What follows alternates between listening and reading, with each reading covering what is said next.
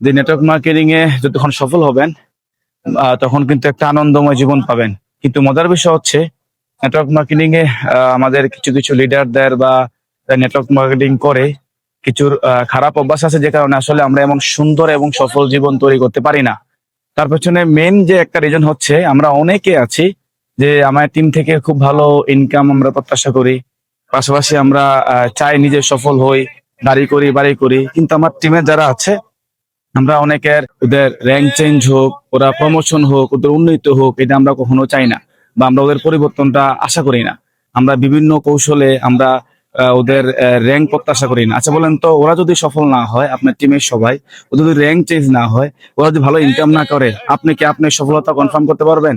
কখনোই কিন্তু পারবেন না। তার মানে একটা মেইন রিজন হচ্ছে যে নিজের সফলতা তখনই আপনি কনফার্ম করতে পারবেন যখন অন্যের সফলতা আপনি সুনিশ্চিত করবেন। আসুন কোনোভাবেই যে যদি আপনি আপনার টিমের সফলতা, টিমের উন্নতি যদি আপনার হিংসা হয়, খারাপ লাগে, বা আপনি যদি এটা ভালোভাবে টলারেট করতে না পারেন, নিতে না পারেন, তাহলে আপনি জীবনে কখনো সফল হতে পারবেন না।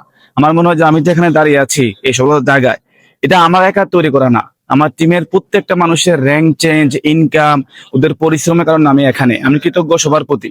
ঠিক সেম ভাবে অনেক যারা আছেন, দেখেন আপনি যদি নেটওয়ার্ক মার্কেটিং এ সাকসেসফুল হতে চান, 100% গ্যারান্টি যদি আপনার টিমের মানুষের র্যাঙ্কের পরিবর্তন আপনাকে কষ্ট দেয়, টিমের মানুষের ইনকাম আপনাকে কষ্ট দেয়, ওদের ভালো থাকা আপনাকে কষ্ট দেয়, কখনো আপনি ভালো লিডার হতে পারবেন না।